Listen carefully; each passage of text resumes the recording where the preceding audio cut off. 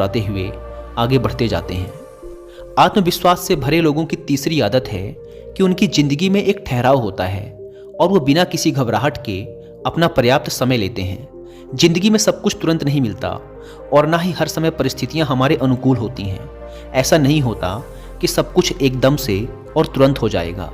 कई बार ऐसा होता है कि हमें रुकने की जरूरत पड़ती है। चीज़ों को अच्छे से समझने और करने के लिए थोड़ा ठहराव की जरूरत पड़ती है। और इस बीच ये जो समय लगता है, इसमें ज़्यादातर लोग अपना धैर्य खो देते हैं। लेकिन जो मजबूत इंसान होगा, जो अपने साथ सहज होगा, उसमें यह खासियत होगी कि वह थोड़ा सा समय लेगा, लेकिन उसे भरोसा होगा कि जो समय वो ले रहा है या जो समय उस काम में लग रहा है, वह वास्तव में उसे और उसकी ज़िंदगी को बेहतर बना रहा है। तो वो इंसान खुशी खुशी अपना समय लेगा, इंतज़ार करेगा और विचलित व परेशान होने की बजाय उसके अंदर बहुत सारा धैर्य और आभार होगा कि चलो चीज़ें कम से कम बेहतर तो हो रही हैं। तो वो समय की कद्र करेगा, अपने अंदर शांति बनाए रखेगा और समय बहुत ही अच्छे से और शांति से बीत जाएगा।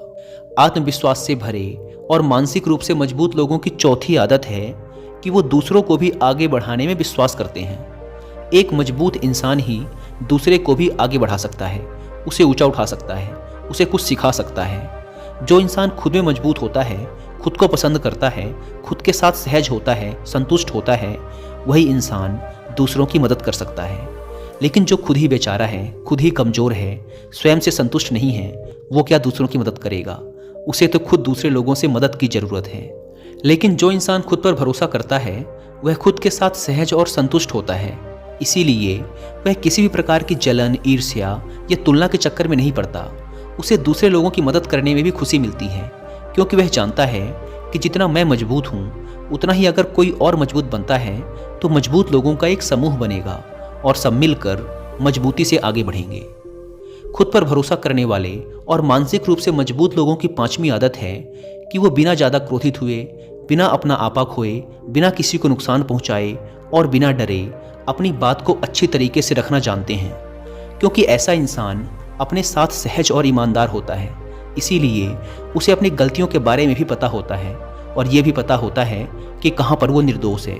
इसीलिए वो अपनी गलतियों को पूरी विनम्रता से स्वीकार कर लेता है और जब वो सही होता है तो बिना डरे अपना पक्ष लेता है और अपनी बात पूरी मजबूती से रखता है।